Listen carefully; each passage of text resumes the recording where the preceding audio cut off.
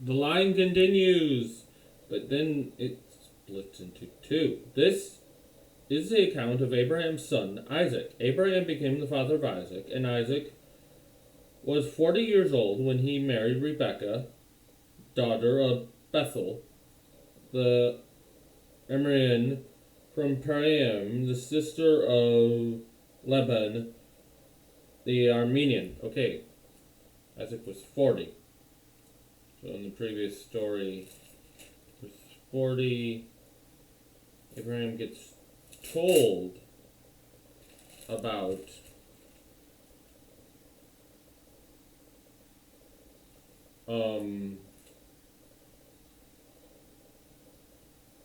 Rachel of Rebecca. I keep getting these two mixed up. Sorry. They both start with R. At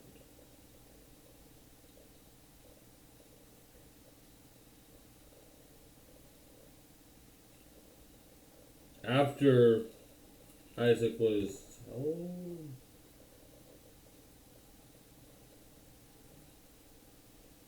Isaac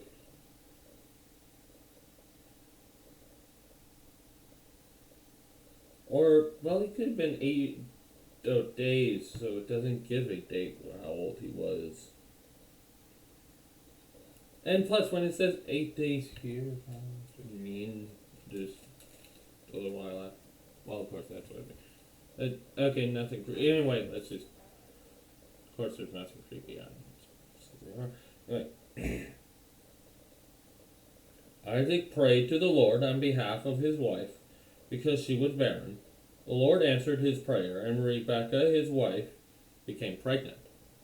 This is a thing they did back then. This was a thing they did. And I don't know, maybe Isaac didn't want to make it look like Rachel was being focused all on her. I don't know. Anyway, that's how it happened. The babies jostled each other within her, and she said, "Why is this happening to me?" The two are fighting. Yeah, that sounds like a hard pregnancy when you have twins, and the twins are fighting. Imagine two people having a battle within you. So she went to inquire of the Lord. This time she's just doing it. The Lord said to her, "Two nations are in your womb, and two peoples from within you will be separated. One people will be stronger than the other, and the older will serve the younger." Yes, the younger will be preferred. This whole idea of the firstborn has been subverted. Actually, a whole lot. I think Abraham may have been the firstborn, but Shem might not have been, depending on the trends. Probably was. Anyway, Abraham, I think, was. Isaac wasn't, and now Jacob isn't. When the time came for her to give birth, there were twin boys in her womb. Now, were they identical? Maybe. Maybe not. Well, it seems Isaac only slept with her once. Two nations. It could be possible that they are identical twins. Not saying they are. It just could be possible. Became pregnant. Yeah. The first one came out one to come out was red, and his whole body was a hairy garment. So they named him Esau. Okay, Esau. Apparently pronounced this way. Romans 8, 62:15. Esau. Who pronounces it that way?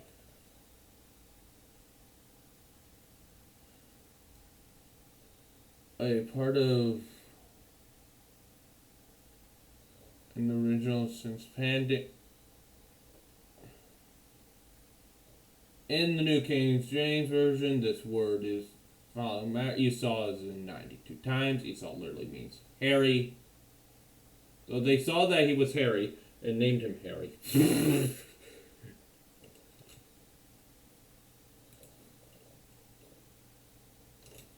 Can you imagine your parents seeing you as a brand new baby, seeing you covered with hair, and just go like, your name shall be Harry? Okay, was red. Let's see. That's in Genesis 25 of this verse. The word for red here is a different word than the word for Edom. It's Strong's H 132. Admoni. Admoni. Admone, which means red or ruddy.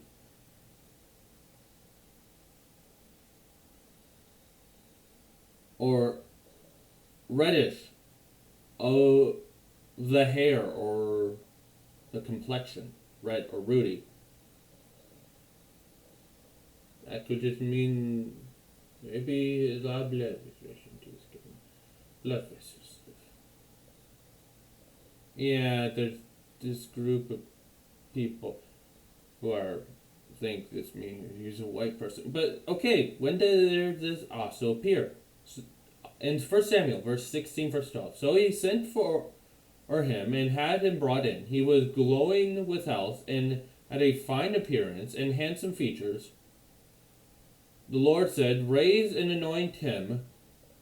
This is the one. Wait, who is he talking about in this verse? 1 Samuel 12:16.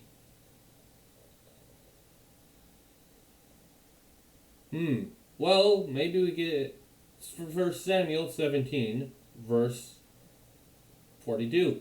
He looked David over and saw that he was little more than a boy, glowing with health and handsome, and he despised him.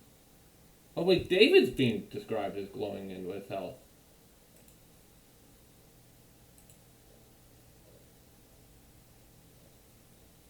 Yeah, so he sent and brought him in. How he was ruddy. His beautiful eyes and handsome.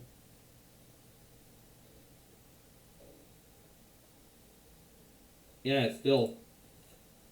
Strong's H 132. Admoni. Admoni. Still Admone.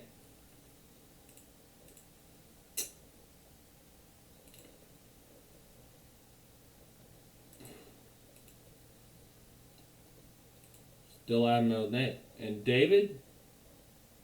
Where's Admone in here? But a youth. And Rudy. Still? Strong's H 132. Admone. Admone.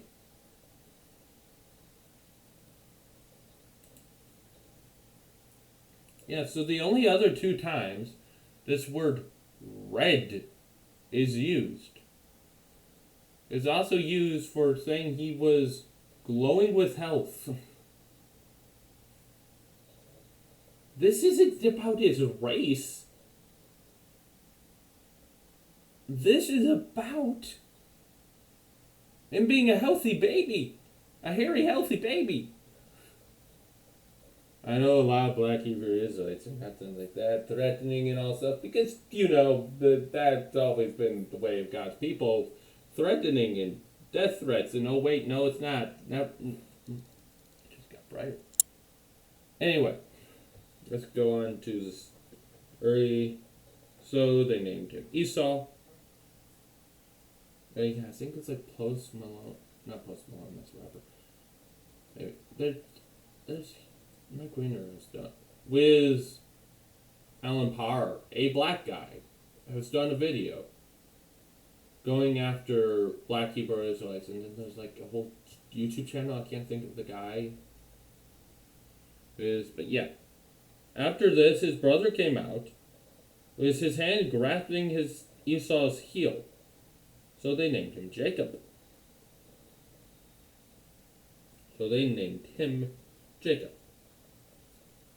Jacob means grasp the heel.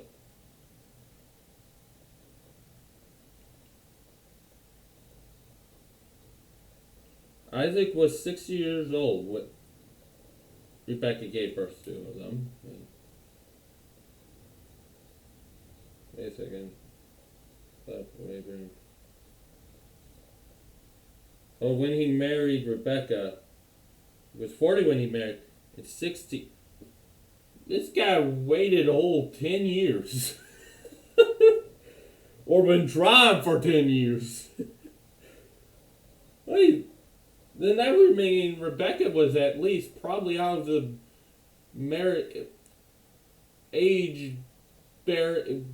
baby bearing age of women, unless she was a little younger. Maybe. Interesting. So, Isaac. Or, not Jacob. Jacob, not Isaac. What? Or. Strong's H 3290. Jacob.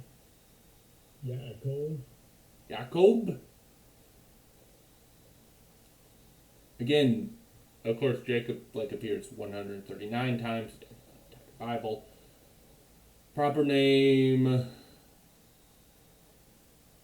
Yes, this is something about a person called Jacobra. It's obscure compared to. Okay, sure. Yeah, it appears a whole bunch in the Bible. The boys grew up, and Esau became a skillful hunter, a man of the country, of the open country, while Jacob was a quiet man, staying among the tents. So we have Esau going out, hunting, killing animals, bringing them back for the people, and Jacob just sitting around, not doing much. Which one do you think is the line of the descendant of the child that will continue the promise? Well, if you really remember what it says, the younger will serve, or the older will serve the younger. Yeah, God will pick the most unlikely of peoples. Once, when Jacob was cooking some stew, Esau came in and from the open country, famished. He said to Jacob, "Quick, let me have some of that red stew. I am famished." This is why he's also called Edom. This is why it's called Edom. Not because he's red. No. And hairy. Not because he's good looking. Again, the only other two times that word is used in the Bible. And trust me, black Hebrew Israelites will not say David or Saul. That's the other person was using. The first time for black, they're like, no, it just means he was healthy looking or had bright cheeks or so. Yeah, there are a lot of hypocrites. And all they could do is slander because they have no arguments. It threats because they have no arguments whatsoever. But he's called that because he wanted some red stew because he was hungry. Okay, now it moves on to Edom. Or is it going to be pronounced? Strong's H 123. Edom.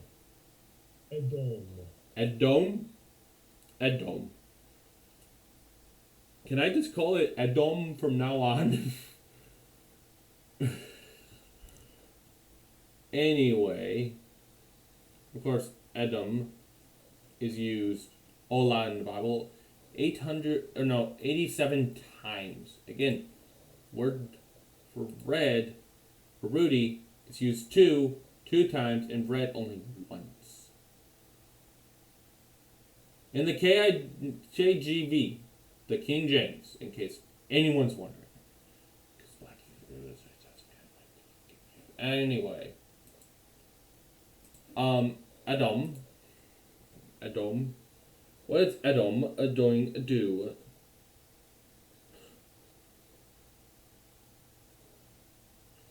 Jacob replied, "Sir, first sell me your birthright."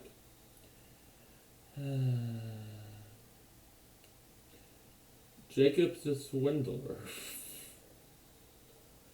Esau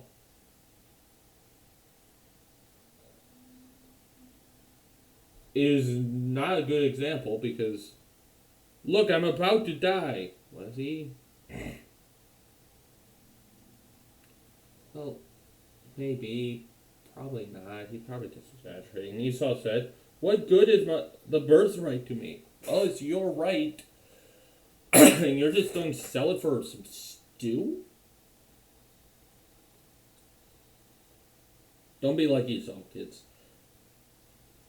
If your brother's withholding stuff, either go get your parents, or he came back famished. Did he not get anything?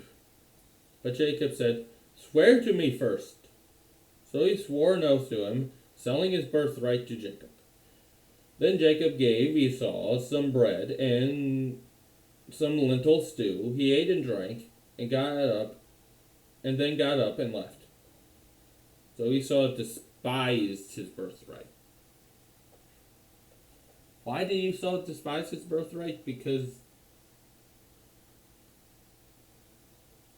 he gave it up to Jacob. It's kind of his own fault. Yeah. Anyway, Edom is a real place. The kingdom of Edom. That's been chronicled by Pharaoh Seti I, also by Ramses III. Edomites, including... So, the 13th century BC to... I really don't know when it officially was established. To 125. Like Ramses III, what did he do? Well, he was the guy who was in the 20th dynasty of Egypt, along with other great pharaohs like Ramses V, Ramses again, Ramses some more, Ramses. Guess what? It's Ramses. Like, only one of these pharaohs is not named Ramses. Literally. Sky Creek. Setter Creek. Anyway, it goes from 1189 BC to 1077.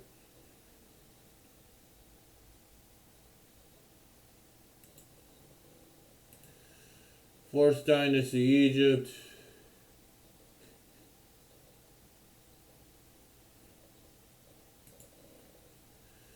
Yes, so Seti the First was from the 19th century, who got praised by Ramses I and Ramses II. More Ramses. There's Ramses all over the place. And you know Ramses II as the Ramses. Ramses the Great.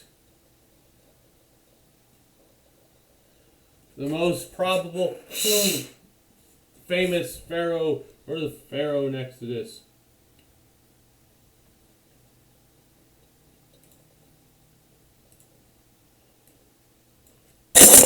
There he is. No, really, that is him. That is Ramses.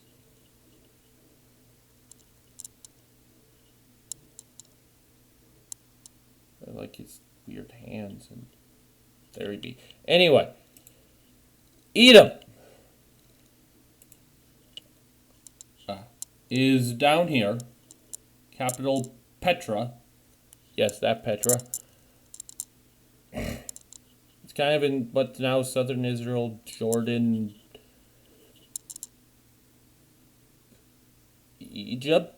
Yeah, I think that is a little bit on the Sinai Peninsula. Yeah. Or, no, its capital is Bosna. It's just... It's just Petra's labeled there because it's a famous city, I guess. Yeah, it's now in Jordan. Here, the ruins.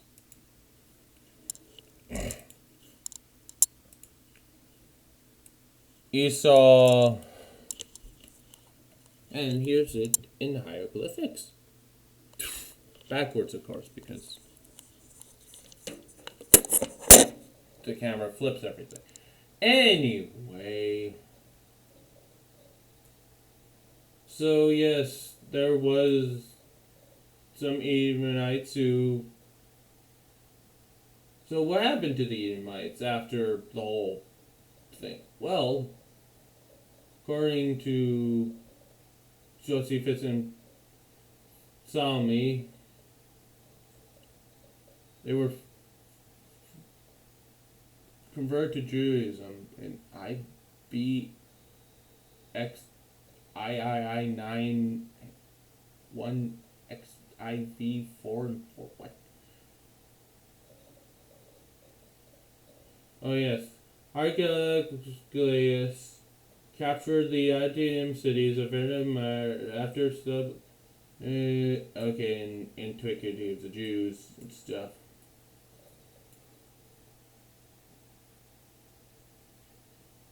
So it's not. Also, we have stuff from the Edomite religion too. Look, here is an Edomite goddess. It's currently in the Israeli Museum, the Museum of Israel. Yeah.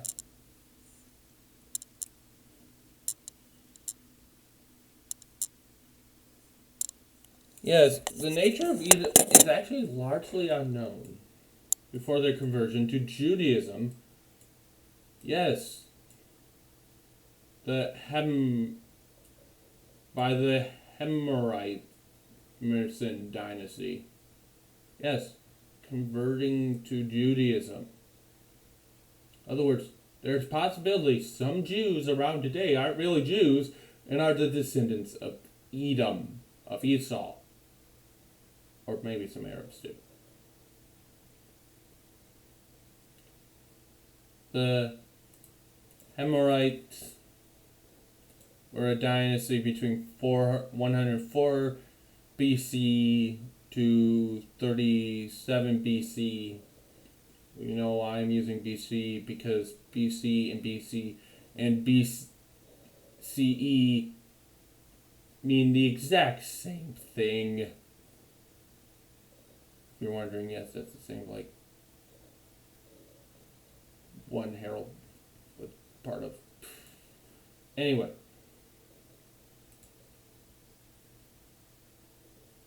So, we don't know much about the Edomite religion, of how Edom lost. Probably with some sort of corruption of the religion Isaac passed down, or they just followed the Canaanites. It's corruption there. Some, again, we don't know much about their language. We know their national god was a god QOS.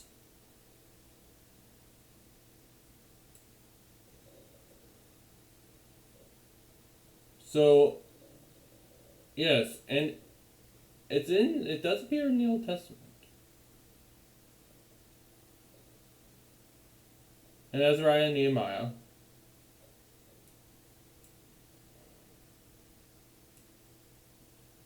Yes. So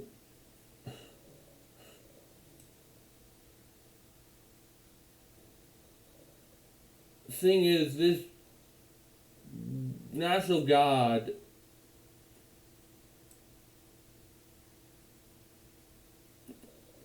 probably was a corruption. So Edom knew about his father Isaac God, and probably passed it down to his descendants. But his descendants slowly turned polytheistic, as well, go watch Inspiring Philosophy's case for ancient monotheism. Polytheistic, as they wanted to have more control over their gods. Because if you're a monotheistic religion, you really can't control your gods or charms and stuff. So probably broke down. They took some Canaanite gods, turned it into theirs. So I say, yeah, the Edomite religion's probably a corruption of Judaism. Well, I don't know about calling it Judaism yet, because Judah doesn't really exist. They didn't really exist yet. So also, that's just a spherical map of the region I saw here. So the idea of Edom being, this is part of Israel and Jordan, a corruption of the religion of Isaac, or the religion of Israel, slowly over time.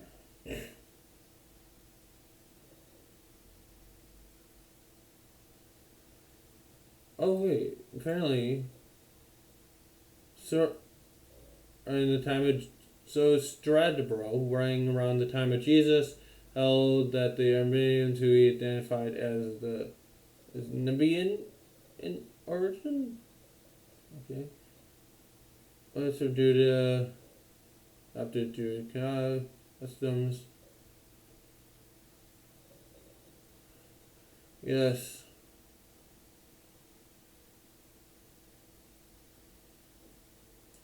So, yeah. Oh yeah, here's a map of Edom at its largest extent. So yes, we do know Edom was a real country. Edom did exist. And probably through marriages and alliances and stuff, because that you can be a son. If you're through an alliance, that does count. You are considered part of that culture, part of that country now. Edom grew into a country. Also, apparently there's an Edom, Texas, and Edom Hill, a peak of the Idaho Hill in California. Solomon, 1,000 Palms, once called California, was once called Edom. Yes. Oh man, there's a lot of stuff about Edom down here.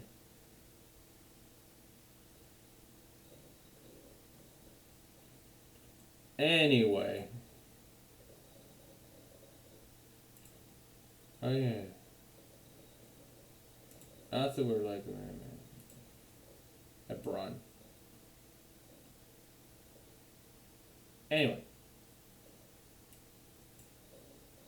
That's all for today. Tomorrow. What is tomorrow, actually?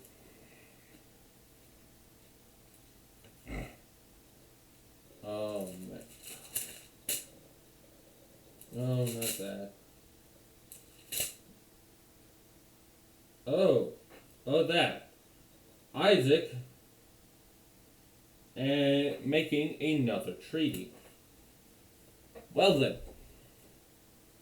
Yes, I talked more about it because people know about Jacob and stuff. Also, yes, Inspired Philosophy did a video about Jacob and Isaac and where they fit into all this, into actual history, because they do, because they were real. Anyway, Yeah, go watch my other videos. And no, I'm not doing like everything in the description for you because sometimes you have to go find it yourself. That is all.